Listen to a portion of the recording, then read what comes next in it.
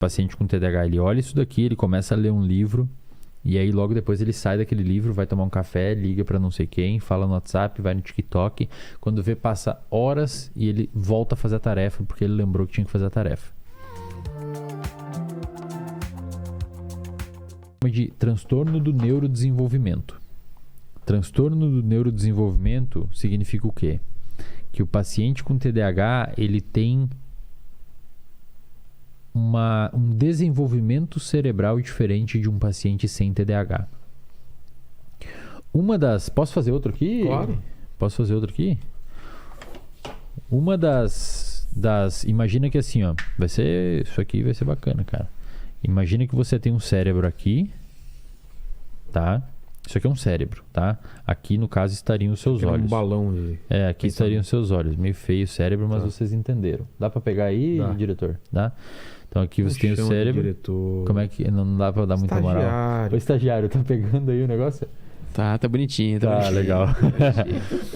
Uma região do seu cérebro especialmente afetada no paciente com TDAH é essa região aqui da frente, que a gente chama de córtex pré-frontal. A região do córtex pré-frontal é uma região muito envolvida com atenção, controle do comportamento, projeção de futuro, e uma das principais coisas que o córtex pré-frontal faz é sustentar uma atenção motivada por um período um pouco mais longo em uma determinada tarefa. Exatamente o que o paciente com TDAH muitas vezes não consegue fazer.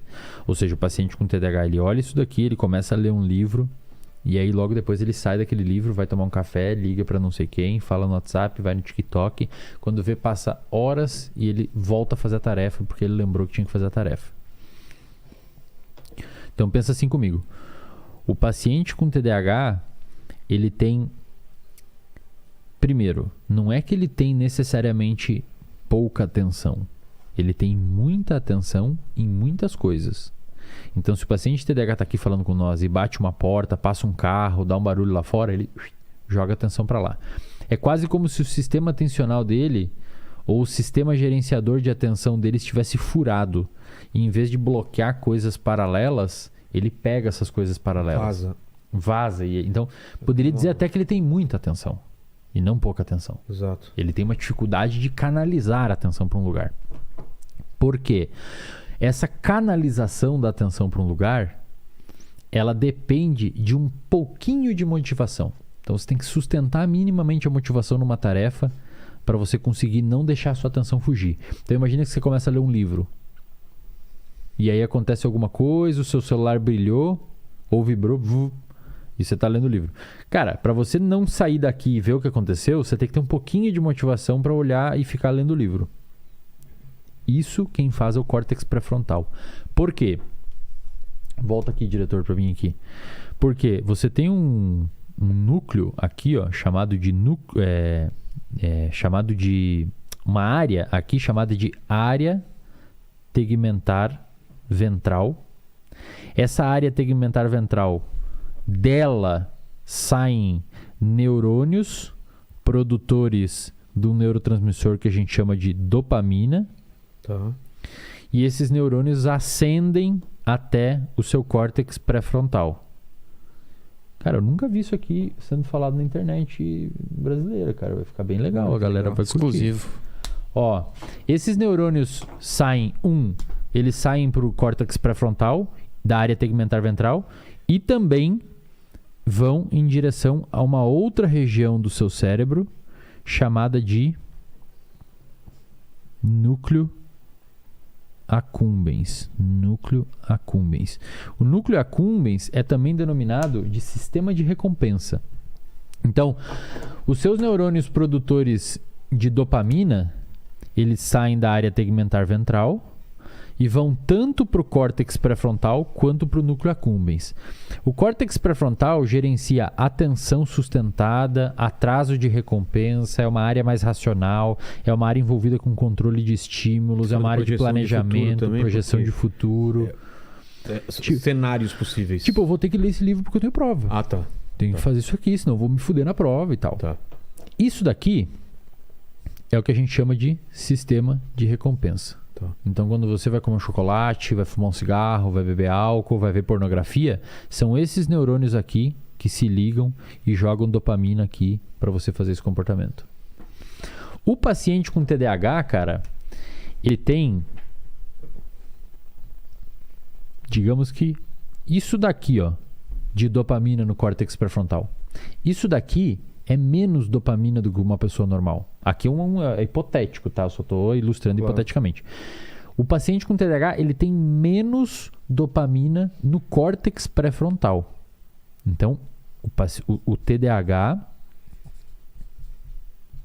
menos dopa no córtex pré-frontal. O que isso daqui resulta, cara? Isso daqui resulta em uma incapacidade de sustentar a atenção, porque existe uma pequena desmotivação em continuar fazendo aquilo ali. E olha que interessante, eu não estou dizendo que o paciente com TDAH ele é desmotivado ou ele acha que aquilo ali não é importante. Não. Eu estou dizendo que fisiologicamente, neuroquimicamente, ele tem um pouquinho menos, como se tivesse um pouquinho menos de óleo que está lubrificando as engrenagens do cérebro que canalizam a atenção para um lugar. Ao mesmo tempo, o córtex pré-frontal é uma região envolvida com controle de comportamento. Então, por exemplo, para nós dois estarmos sentados aqui hoje e ficar sentado aqui e não levantar e ir lá pegar um negócio ou não levantar e mexer o celular, é o córtex pré-frontal que está fazendo. É como se a gente tivesse a capacidade de colocar a cortina aqui e deixar o foco aqui. Também. E isso. o TDAH, ele... Não tem a cortina. Ou ele fecha a cortina, mas é cheio de buracos. Exato. Ele vê através dos buracos. E se passar alguma coisa, ele fica olhando, cara. Isso. E aí, se você tem que ler um negócio, você não consegue. Então, esse é um dos pontos. Pelo fato de ter uma redução de dopamina no córtex pré-frontal, o paciente com TDAH não consegue sustentar a atenção em algum lugar, porque a dopamina ela não é envolvida com prazer, ela gera motivação. Entendi. Então, se você tem um pouquinho de dopamina residual aqui, você consegue ficar olhando esse livro e lendo e ignora todo o resto. Se você não tem, tudo começa a se transformar em importante. Porém, existe um componente no TDAH que é esse aqui, ó. O H. É o hiperativo.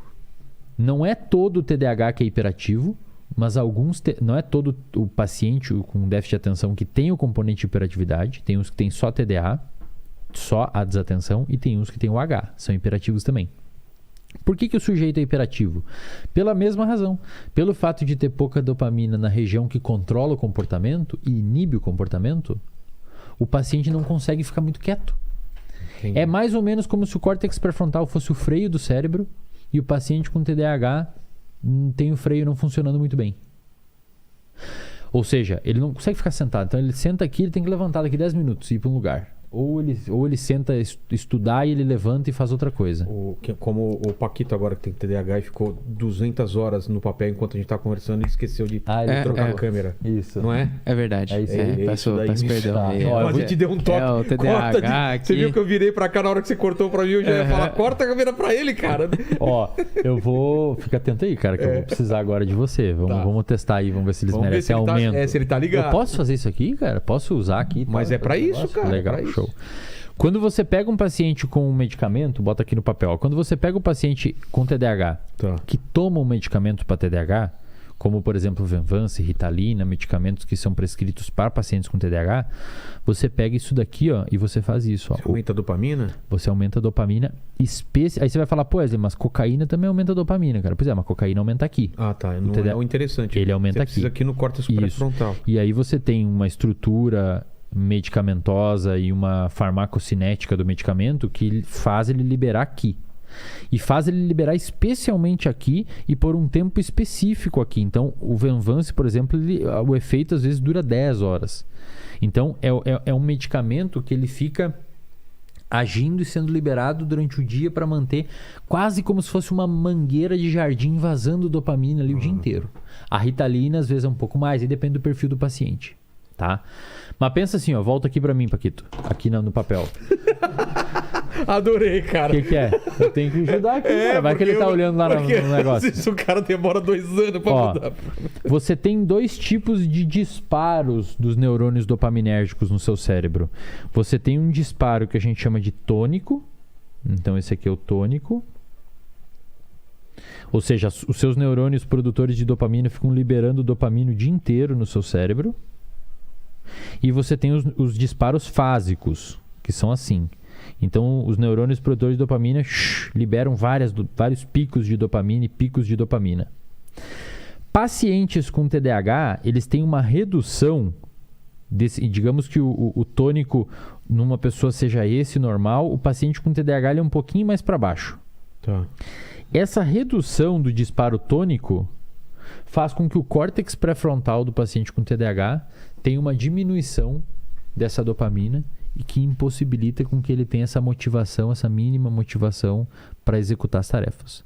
Quando você coloca um medicamento ali, reestabelece o número de dopamina que precisa no córtex pré-frontal e acontece duas coisas com o paciente. Primeiro, ele começa a conseguir focar. E cara, se você tem TDAH e você toma medicamento, eu sei que é difícil tomar medicamento, mas cara, paciente com TDAH é necessário, pelo menos no início, o medicamento. Vilela, você não tem noção, cara. Os caras falam assim, Eslen, eu não sei, cara. Mudou a vida. Parece que, tipo, tiraram o óculos dele e ele tá vendo. Sabe quando você tá com um óculos muito escuro e você tira e fica tudo brilhoso? É mais ou menos assim, cara. Ele vê assim, cara, eu consigo prestar atenção, velho. É bizarro, assim. Bizarra a mudança, cara. E a segunda coisa que acontece é que o paciente fica menos hiperativo. A hiperatividade reduz dele.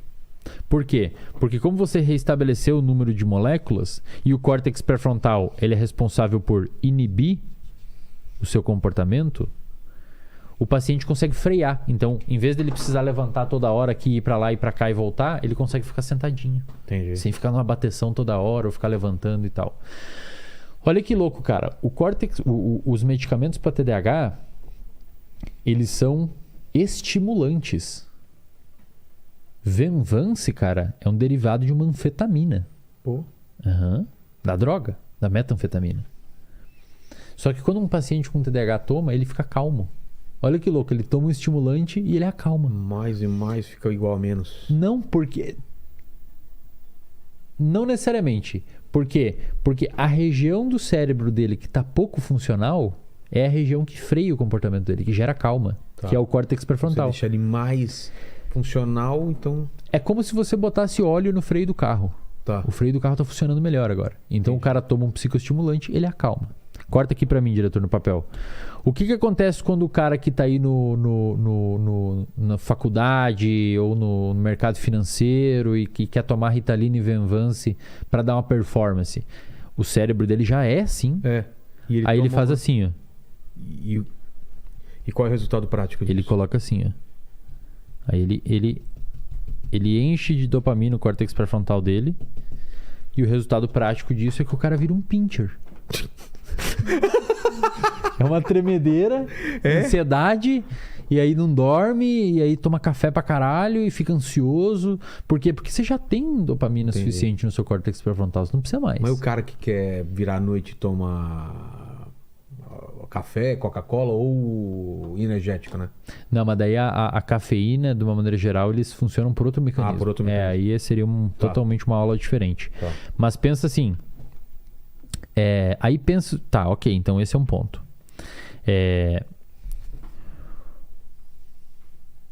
Imagina agora... Bom, primeiro, o paciente com TDAH, ele é então um paciente é um transtorno do neurodesenvolvimento. O paciente, ele nasce com aquilo, tá? Com essa deficiência em dopamina tônica. Isso gera uma série de problemas, etc, etc. Mas aí muitas pessoas me mandam assim, cara, tá aumentando o número de diagnósticos de TDAH, como é que tá e tal, não sei o que. Tá aumentando o número de pessoas com TDAH. Eu não sei se tá aumentando o número de pessoas, mas está mais evidenciado por conta da nossa sociedade atual ser multitarefas. Então você, por exemplo, talvez, sei lá, o pai de alguém tinha TDAH, mas pelo fato do cara ter um mercadinho e a vida dele ser relativamente pacata, não no sentido pejorativo, mas não ter tantas funções, cara, às vezes pode ser que não era um problema para ele a desatenção. Agora o cara que trabalha com software, num business, tem que agendar não sei o que, tem que fazer um monte de coisa, aí tem um filho na escola, tem não sei o que, tem não sei o que, tem que passar no mercado, tem que não sei o que, tem as redes sociais, tem não sei o que. Pode ser que o contexto agora esteja evidenciando mais as pessoas que têm TDAH. O TDAH, ele é um transtorno que tem uma prevalência de 3 a 5% na população. Então, a cada 100 pessoas, de 3 a 5 vão ter. Os sintomas envolvem desde desatenção. Um dos sintomas mais comuns do TDAH é procrastinação. Eles procrastinam demais pelo fato de ter essa redução dessa dopamina no cérebro. Eles têm uma dificuldade em iniciar alguma coisa. Às vezes, eles são muito bons em algumas coisas e não conseguem fazer as outras. Porque assim, volta aqui pro desenho. Quando o paciente tem pouca dopamina nessa região, muitas vezes essa redução de dopamina faz o paciente com TDAH querer buscar outras fontes de dopamina. E uma das fontes que muitas vezes esses pacientes encontram são substâncias. Então, o índice de pessoas que fumam, que tem TDAH, é enorme, cara. TDAH, uso de álcool, uso de droga, problema com comida. Chocolate também. Chocolate, são mais impulsivos, né? São pessoas mais impulsivas. Algumas pessoas conseguem encontrar isso em comportamento. E aí a pessoa desenvolve o que a gente chama de hiperfoco. A pessoa fica extremamente focada num comportamento porque aquele comportamento dá para ela dopamina faltante. Um TDAH muito conhecido é o Michael Phelps. Ah, é? Ele falou que a água acalmava ele. Então é quase como se a água fosse a substância dele. E ele meio que viciou em fazer aquilo. Ele ficava calmíssimo. E aí aconteceu isso. Virou um nadador olímpico, talvez o maior de todos os tempos. Mas assim, se você tem esses sintomas, procura um diagnóstico. Não tente se diagnosticar aqui pelo podcast, tá? Mas procura um profissional para fazer um diagnóstico, porque é importante e muitas vezes, cara, você procurando ajuda, você pode desvendar um problemão na sua vida que vai resolver demais. Total.